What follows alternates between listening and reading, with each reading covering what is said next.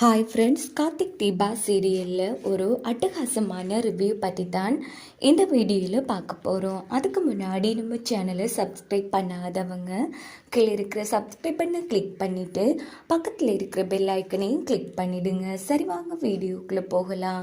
சாமுண்டீஸ்வரி நவீன் இல்லாமல் போனதுக்கும் தனக்கும் எந்த சம்மந்தமும் இல்லை அப்படின்னு பஞ்சாயத்தில் சொல்லிட்டு அங்கேருந்து கிளப்பிடுறாங்க. இந்த பக்கம் நம்ம நவீனை கார்த்தியும் மயிலும் ஒரு வழியாக சேர்ந்து கண்டுபிடிச்சிடுறாங்க. இப்படி நவீன் பொறிக்கப்பட்டிருக்கிறது. இந்த பக்கம் நவீன் பொழைச்சி வந்ததும் உடனே எல்லா நடந்த உண்மைகளையும் கார்த்திக் மயில் கிட்ட சொன்னதும் கார்த்திக் செம அதிர்ச்சி ஆகுறாங்க. அடுத்த நாள் காலையிலேயே மறுபடியும் பஞ்சாயத்தை கூட்டுறாங்க.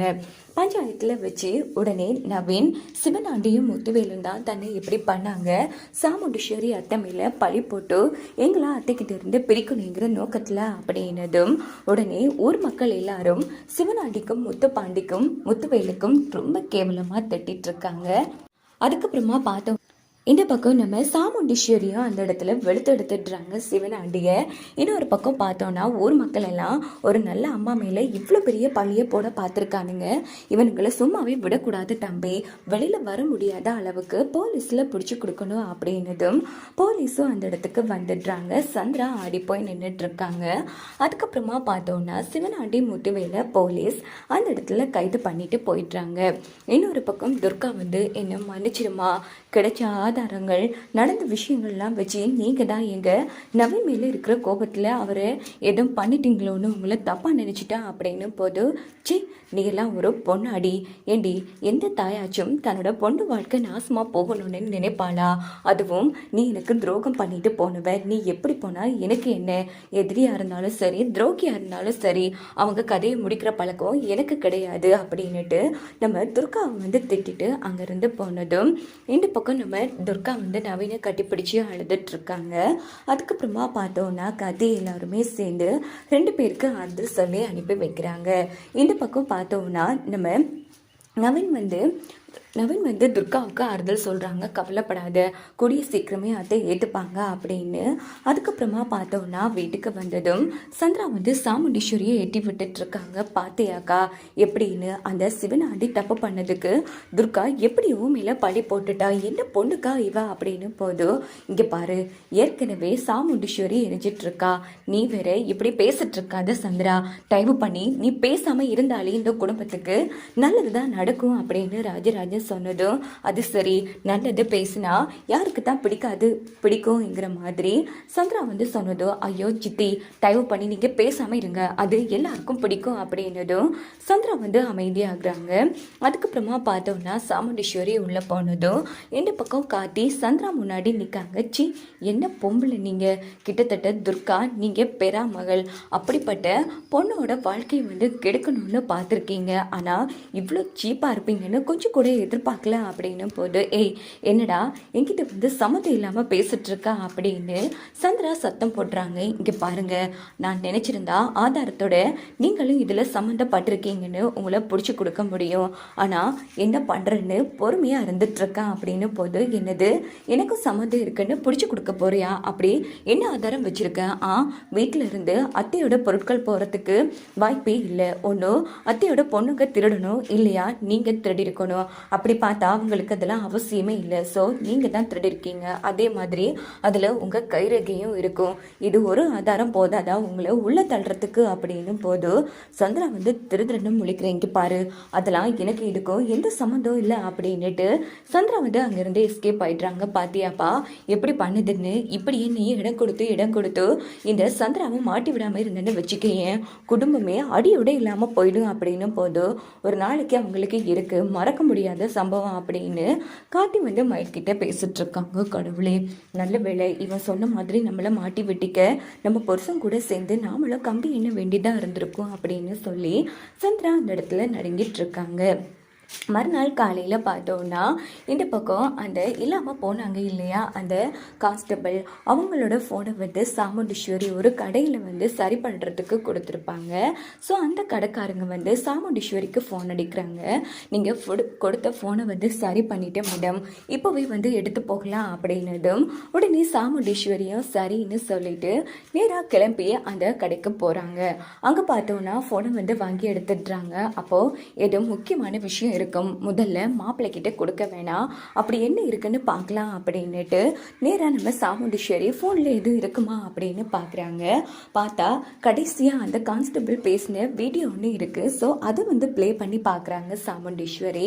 அதில் அவர் என்ன பேசியிருக்காருன்னா, இங்கே பாருங்கள் மேடம், நான் மறுபடியும் சொல்கிறேன், எனக்குன்னு உலகமாக இருக்கிறது என்னோட பேத்தி தான், அவ மேலே ஆணையாக சொல்கிறேன், உங்கள் அம்மா கதையை முடித்தது அந்த முத்துவேலு தான் அப்படின்னும் போது சாமுண்டீஸ்வரி மறுபடியும் அதிர்ச்சி ஆகிறாங்க. என்ன இவர் சொன்ன கதையே சொல்கிறாரே அப்படின்னு. இங்கே பாருங்கள் மேடம், உங்கள் அம்மாவுக்கு என்ன ஆச்சு தெரியுமா அப்படின்னு நடந்த அத்தனை விஷயத்தையும் ஒன்று விடாமல் அந்த இடத்துல பேசியிருக்காரு. ஸோ இது எல்லாத்தையும் கேட்ட சாமுண்டீஸ்வரி செம அதிர்ச்சி ஆகிறாங்க. அப்படின்னா இவர் சொல்கிற மாதிரி பண்ணக்கூடிய ஆள் தான் அந்த முத்துவேலு அப்படின்னு. இங்கே பாருங்கள் மேடம், என் ஃபோனில் இன்னொரு வீடியோவும் இருக்குது, மறக்காமல் இந்த வீடியோவை பார்த்தா அதையும் பாருங்கள் அப்படின்னு போது உடனே அடுத்த வீடியோவை பார்க்குறாங்க. அப்போது நம்ம முத்துவேலும் சிவனாண்டியும் இந்த பக்கம் அந்த கான்ஸ்டபிளை மிரட்டியிருப்பாங்க. ஒருவேளை நீ இந்த உண்மையை சொன்னீன்னா கண்டிப்பாக உன் பேட்டி கதையையும் உன் கதையையும் முடிச்சிடுவான் அப்படின்னு. ஸோ இது எல்லாத்தையும் பார்த்து சாமுண்டீஸ்வரியால் நம்பவே முடியல. செம்மையாக அந்த இடத்துல அதிர்ச்சியாகி ரொம்ப ஃபீல் பண்ணி அழுதுட்ருக்காங்க. இங்கே பார்த்தோன்னா வீட்டில் இருக்கிற எல்லாரும் என்ன இது சாமுண்டீஸ்வரியை காணும் அப்படின்னு தேடிட்டுருக்காங்க. அங்கே பார்த்தோன்னா சாமுண்டீஸ்வரியே காணும். அப்படின்னு பார்த்து டிடெக்டிவ் தீபா தான் சாமுண்டீஸ்வரி வீட்டுக்கு வராங்க நம்ம சாமுண்டீஸ்வரியே தேடி. அப்போது எல்லாரும் வந்து அம்மா யாருங்க நீங்கள் அப்படின்னு போதும், இல்லை நான் கொஞ்சம் பிஸ்னஸ் சம்மந்தமாக சாமுண்டீஸ்வரி மேடம் பார்த்துட்டு போகலாம்னு வந்திருக்கா அப்படின்னு பொய்யா மறைச்சி பேசிகிட்ருக்காங்க தீபா. ஏன்னா இந்த நம்ம கார்த்தியை கண்டுபிடிக்கிற விஷயந்தான் வீட்டில் இருக்கிற யாருக்கும் தெரியக்கூடாதுன்னு சொல்லியிருக்காங்க இல்லையா. அதனால் அப்போ நம்ம சந்திரா வந்து அவள் என்னோட அக்கா தான், எந்த விஷயமா இருந்தாலும் சொல்லுங்கள், நான் அக்கா கிட்டே சொல்லிக்கிறேன், என்ன வெளியில் போன அக்கா இன்னும் வரல அப்படின்னு போது அப்படின்னு பார்த்து கார்த்திக் மயில் வராங்க. என்னப்பா இந்த பொம்பளை நீ யாருன்னு கண்டுபிடிச்சிருச்சா, இந்த பார்வை பார்க்குதே அப்படின்னு போது கொஞ்சம் அமைதியாக இருங்க அப்படின்னு கார்த்திக் சொல்லிட்டு இருக்காங்க.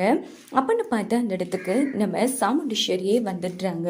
உடனே சாமுண்டீஸ்வரி உடைஞ்சு போய் வராங்க. சாமுண்டீஸ்வரி என்னாச்சுமா, ஏன் ஒரு மாதிரி இருக்கா அப்படின்னு போது உடனே டிடெக்டிவ் தீபா வந்து மேடம் நான் உங்கள் கூட கொஞ்சம் பேசணும், உங்கள் ஃபோனுக்கு ரொம்ப நேரமாக ட்ரை பண்ணிட்டு இருந்தேன், அதனால் நீங்கள் அட்டன் பண்ணவே இல்லை, அதான் டிரெக்டாக வீட்டுக்கே வந்துட்டேன் அப்படின்னு போது சொல்லுங்கள் வாங்க போய் உள்ளே பேசலாம் அப்படின்னுட்டு உடனே உள்ளே கூப்பிடுறாங்க. அப்படின்னு பார்த்து நம்ம சாமுண்டீஸ்வரி பரவாயில்ல தீபா, நீங்கள் இங்கே வச்சு சொல்கிறதெல்லாம் சொல்லுங்கள் அப்படின்னு போது உடனே டிடெக்டிவ் தீபா வந்து நீங்கள் இத்தனை நாளாக கேட்டுட்டு இருந்தீங்க உங்கள் மாப்பிள்ளை ராஜசேதுபதியோட பேரனா அப்படின்னு. நிஜமாவே அவர் ராஜசேதுபதியோட பேரன் தான் அப்படின்னு போது சாமுண்டீஸ்வரி வந்து அதிர்ச்சி ஆகுறாங்க. முக்கியமாக சந்திரா வந்து ரொம்ப ஹாப்பி ஆகுறாங்க. மேடம் என்ன சொல்கிறீங்க மேடம், அக்கா இவன் யாருன்னு உங்ககிட்ட கண்டுபிடிக்க சொன்னாலாம். ஆமாம் மேடம், இவர் அந்த ராஜசேதுபதியோட பேரன் தான், சென்னையிலேயே நம்பர் 1 பிஸ்னஸ்மேன், அதுக்கான ஆதாரம் எல்லாம் இதில் இருக்கு பாருங்க அப்படின்னதும் உடனே சாமுண்டீஸ்வரி பார்த்துட்றாங்க.